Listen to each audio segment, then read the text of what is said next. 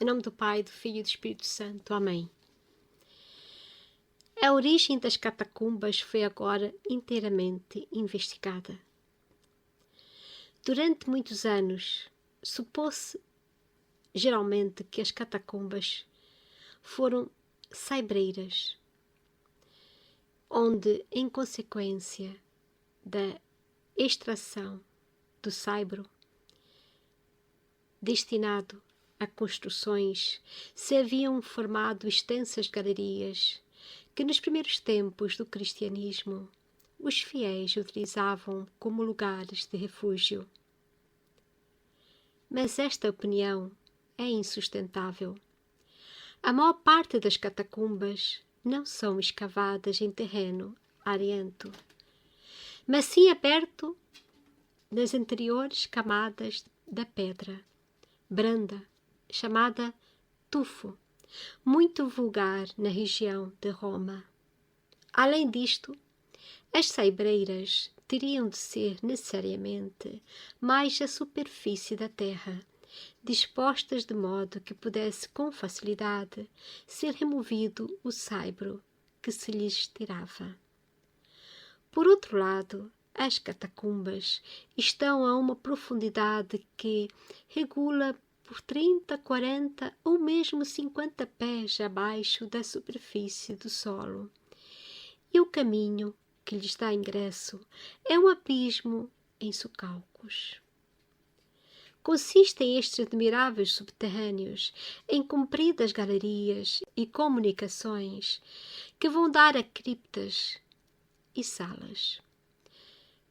Estas vias de comunicação entrecruzam-se umas com as outras em variadíssimos pontos e os ângulos e corredores assim formados constituem um verdadeiro labirinto de caminhos e atalhos que conduzem a grandes distâncias e se ramificam de novo em outros dédalos de ruas e encruzilhadas.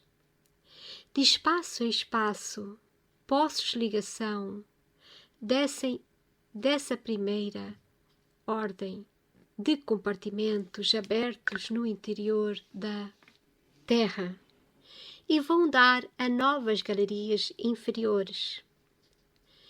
Destas se desce igualmente para outras nas mais recônditas profundezas, e assim 2, 3 e ainda mais pavimentos de corredores e salas estão sucessivamente dispostos um por baixo dos outros, formando uma perfeita e vastíssima cidade subterrânea. Não é, portanto, admissível que tudo isto, na sua origem, fosse destinado a saibreiras, assim como seria quase impossível que dali se pudessem extrair as porções imensas de saibro exigidas pelos construtores romanos. O que há de verdade é que uma das entradas para as catacumbas era algumas vezes feita por entre saibreiras, como que para evitar o seu descobrimento e ocultar o reduto dos que para lá entravam. É também possível que as próprias saibreiras, nos primeiros dias da perseguição, servissem de esconderijo aos perseguidos cristãos, antes deles terem tempo de preparar um refúgio exclusivo, como fizeram sem demora. Portanto, as catacumbas, como nós as conhecemos, foram abertas no interior da terra pelos primitivos cristãos para a sepultura dos seus mortos e, em tempo da perseguição, refúgio dos vivos. É evidente que elas serviam de maneira admirável para este fim. Em primeiro lugar, a entrada era cuidadosamente dissimulada.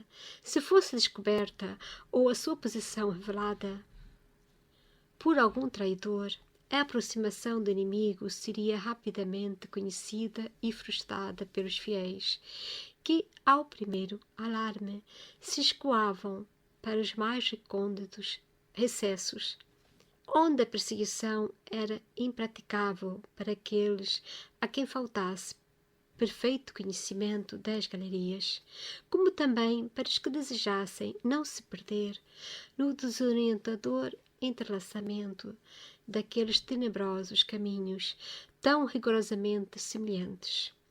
Além disto, os corredores eram tão estreitos que um homem cavando podia em poucos minutos levantar em qualquer deles uma barreira de terra, tapando-o por completo, o que tornaria o ataque absolutamente impossível.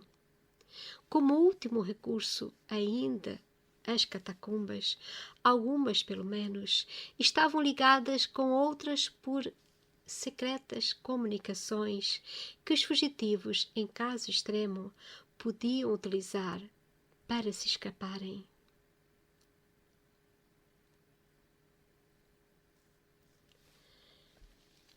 Então, pelo que se está a ver, as catacumbas foram feitas de uma forma muito inteligente, porque quando nós estamos em tempos difíceis, a imaginação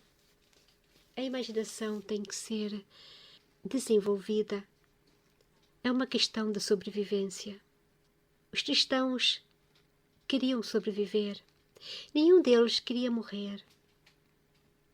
Eles apenas queriam cumprir a sua fé, ter liberdade para ter a sua fé. Nenhum deles aspirava à morte. E por isso as catacumbas são um grande reflexo disso. Foram feitas de uma forma inteligente, para que quem entrasse nelas e que desconhecesse ficasse quase que perdido, porque ali dentro só quem estivesse intimamente naquela comunidade cristã e realmente soubesse das coisas como deveria. Por isso que antigamente e nos primeiros tempos os cristãos tinham um longo caminho de conversão. Não era de uma hora para outra, porque eles sabiam que a sua vida estava em perigo. Então só podiam ser cristãos pessoas realmente corajosas. E aqui se revelam também pessoas habilidosas que pudessem também defender a sua vida. E só em último caso, quando já não pudessem mais, como foi o caso de Filomena, então se renderem e serem mortos.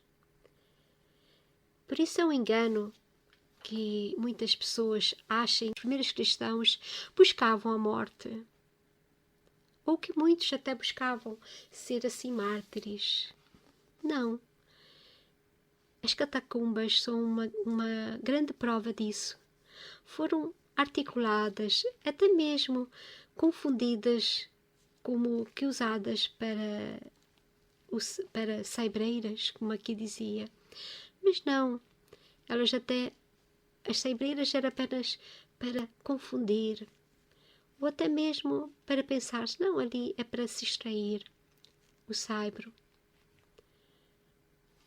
Quando na verdade ali havia portas e mais portas por onde os cristãos andavam e podiam então fazer as suas missas, enterrar os seus mortos, dar a catequese uns aos outros, sem que houvesse a perseguição, o silêncio que a Roma em todo o seu poder queria obrigar estas pobres almas. Mas este assunto das catacumbas ainda vai continuar. O autor deste livro, Santa Filomena, a Grande Milagrosa, vai aprofundar ainda mais o que são as catacumbas. E por isso, na próxima parte, iremos conhecer melhor qual foi a data precisa em que se começou a ser utilizada a primeira catacumba, para que depois possamos compreender a parte seguinte deste livro, em que vai relatar como foi encontrado o corpo de Santa Filomena. Isto acaba por ser um pequeno estudo para que nós saibamos nos inteirar de tudo que cerca esta descoberta depois do corpo de Santa Filomena.